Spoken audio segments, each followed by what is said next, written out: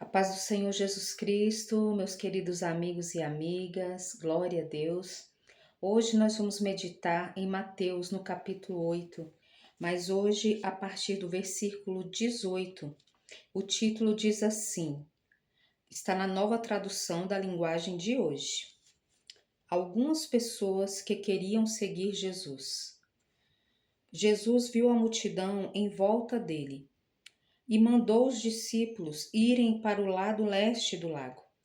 Um mestre da lei chegou perto dele e disse: Mestre, estou pronto a seguir o Senhor para qualquer lugar onde o Senhor for. E Jesus respondeu: As raposas têm as suas covas e os pássaros os seus ninhos, mas o Filho do Homem não tem onde descansar. E outro que era seguidor de Jesus disse: Senhor, primeiro deixe que eu volte e sepulte o meu pai. E Jesus respondeu: Venha comigo e deixe que os mortos sepultem os seus mortos. Então aqui nós vemos que algumas pessoas queriam seguir Jesus e a mensagem de Jesus ela nunca ilude, não é? Nós temos visto assim mensagens, pregações que apenas afagam o ego das pessoas e que não mostram muitas realidades do Evangelho. Muitas coisas que o Senhor nos alertou acerca daquilo que é segui-lo, que é caminhar com Ele, que é cumprir o chamado, né? A palavra de Deus fala que o reino de Deus é tomado por esforço, que é estar se esforçando pelo reino, né? É um caminho, sim, de esforço, de renúncia, né? E Jesus, ele fala aqui, ó, as raposas têm as suas covas, né? Os pássaros têm os seus ninhos, mas o filho do homem não tem lugar onde descansar. Então Jesus ele estava mostrando, né? Aqueles que caminham comigo muitas vezes não vão ter o conforto, não vão estar de uma maneira que seja confortável ou que seja algo atraente ou que seja algo, né? Que socialmente é visto como sucesso. Muitas vezes, para seguir a Jesus, nós vamos passar por momentos de provações, por momentos que nós vamos ser tirados da nossa zona de conforto. Muitas vezes vamos passar por privações, muitas vezes vamos passar por obstáculos e por momentos, né, em que não estaremos como a maioria da sociedade acha que a vida do cristão é só facilidade, que a vida do cristão é muito simples, que a vida do cristão ele não vai passar por momentos desafiadores em que ele sai ali e passa por momentos em que ele está sofrendo um desconforto, onde ele não tem descanso, aonde ele está ali na batalha pelo reino de Deus e muitas vezes com tribulações, com enfermidades, com perseguições. Então Jesus ele estava alertando sobre isso, que nós sairemos da nossa zona de conforto, né? E também aqui, quando Jesus fala para aquele homem, né, que ele pede a Jesus, Senhor, deixe que eu sepulte primeiro o meu pai. E Jesus fala para ele, deixe que os mortos enterrem os seus mortos. Então, assim, não era que Jesus, ele não se importa com as nossas dores, que ele não se importa com os nossos laços familiares. Não é isso. O que Jesus estava tentando passar a mensagem para ele e para nós é que o reino de Deus tem que vir em primeiro lugar.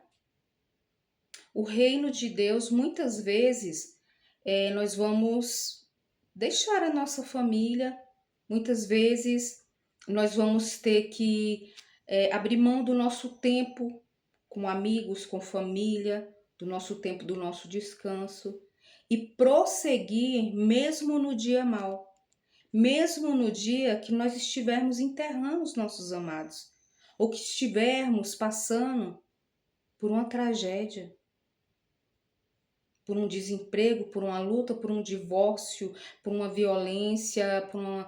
Você entendeu? Era isso que Jesus estava falando. Mesmo em meio às dores, mesmo no dia mau, você tem que prosseguir. Muitas vezes você vai ter que abdicar da sua dor, você vai ter que abdicar dos seus amados e prosseguir o chamado. Não deixe que nada te paralise. E aqui, a partir do 23, Jesus acalma uma tempestade. Jesus subiu num barco e os seus discípulos foram com ele. De repente, uma grande tempestade agitou o lago de tal maneira que as ondas começaram a cobrir o barco.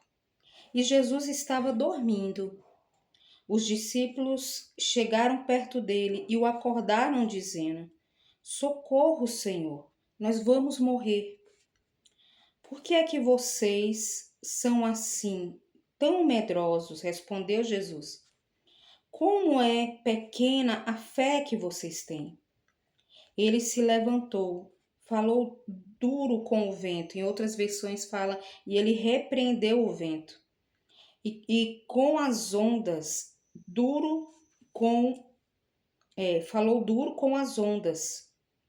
E tudo ficou calmo. Então todos ficaram admirados e disseram: Que homem é este que manda até ao vento e nas ondas? Então aqui nós tivemos essa passagem que é tão conhecida, né? Ah, meu Deus, que Jesus estava ali. E às vezes nós passamos por tempestades na vida que a coisa parece que vai piorando e parece que o socorro de Deus está demorando, parece que Deus está tão quietinho, parece que o céu está em silêncio, mas Ele está conosco. Não importa o que as aparências nos digam, não importa até muitas vezes o que o inimigo tenta trazer na nossa mente, de que ele nos desamparou, de que ele não vai nos socorrer, de que nós estamos só, de que seremos destruídos. Ah, o Senhor é fiel e ele disse: Jamais te deixarei e nunca te desampararei. Ele está conosco, na bonança, na tempestade e nos momentos mais difíceis é que ele mais se aproxima de nós. Como um pai se compadece dos filhos, assim o Senhor nos ama. É o que está lá no Salmo 103. Ele é como um pai, ele está atento, ele não dorme, ele não cochila. E ele tem todo o poder. Aleluia. Uma palavra apenas, ele manda toda a tempestade se acalmar. Ele tem o poder sobre tudo, ele está no comando do universo. E quanto mais das nossas vidas e da vida dos nossos familiares, não é? Como é bom a gente ter essa confiança. Aqui, no 28, Jesus cura dois homens dominados por demônios. Eu vou ler aqui na parte, a partir do 30. Acontece que perto dali estavam muitos porcos comendo, e os demônios pediram a Jesus com insistência: Se o Senhor vai nos expulsar, nos mande entrar naqueles porcos. Pois vão, disse Jesus. Os demônios foram e entraram nos porcos, e estes se atiraram morro abaixo, para dentro do lago, e se afogaram. Os homens que tomavam conta dos porcos fugiram e chegaram até a cidade. Lá contaram tudo isso e também o que havia acontecido com os dois homens que estavam dominados por demônios que ficavam naquela região ali de Gadara. Então, todos os moradores daquela cidade saíram para se encontrar com Jesus. E quando o encontraram, pediram com insistência que fosse embora da terra deles. Então, nós vemos aqui a passagem, né? Aqui em Mateus ele fala de dois homens que eram dominados por demônios, que ficavam nessa região em Gadara, que era próximo ali a um local onde havia uma enorme criação de porcos. E quando Jesus estava ali, passando por aquela região, ele se depara com aqueles dois demônios, eles se manifestam, né? E eles pedem a Jesus: Por que você veio nos atormentar antes da hora? porque eles serão lançados no lago de fogo e enxofre. E eles falam: Senhor, Jesus, permita que nós possamos ir para aqueles porcos. Senhor não, né? Porque demônio não confessa Senhor. Mas eles pediram: permita que nós entremos naqueles porcos. E Jesus permitiu, não sabemos por quê. O fato é que a gente tem que entender que o diabo ele é sujo e ardiloso. Até mesmo os animais, eles podem sofrer opressão diabólica. Até mesmo os animais, eles podem sim ser influenciados e usados por demônios, conduzidos por demônios. O fato é que nós temos que orar e pedir livramento a Deus de todas as maneiras, de todas as artimanhas e ciladas do diabo. Seja através de um carro desgovernado, seja através de um animal furioso, seja através de uma pessoa endemoniada, de um filho do perverso, uma pessoa que não tem a presença do Espírito Santo. Todos os dias nós temos que orar por nossas famílias, nós temos que orar por nossas vidas, nós não podemos andar simplesmente como se nós não estivéssemos na dependência de Deus, porque o mundo espiritual ele é real. E o diabo, né, a palavra fala que ele anda ao derredor, mas ao nosso redor acampam-se os anjos do Senhor. Mas Deus ele espera isso de nós, a dependência. Entregue o teu caminho, entregue ao Senhor cada momento do seu dia. Senhor, obrigada, eu te louvo por mais esse dia de vida. Vai à minha frente da minha família, nos livra, Senhor. Me leva em paz aqui nesse ônibus ou no carro, né? Senhor, conduz, Senhor, nos proteja na volta. Temos que ter uma vida de oração, temos que clamar e também temos que entender que há uma guerra espiritual. Não podemos estar distraídos. Amém? Que o Senhor te abençoe, que o Senhor te guarde, que o Senhor abençoe a tua casa e a tua família. Curte, comente, compartilhe. Deixa aqui de onde você está me ouvindo. Um grande abraço. A paz do Senhor Jesus.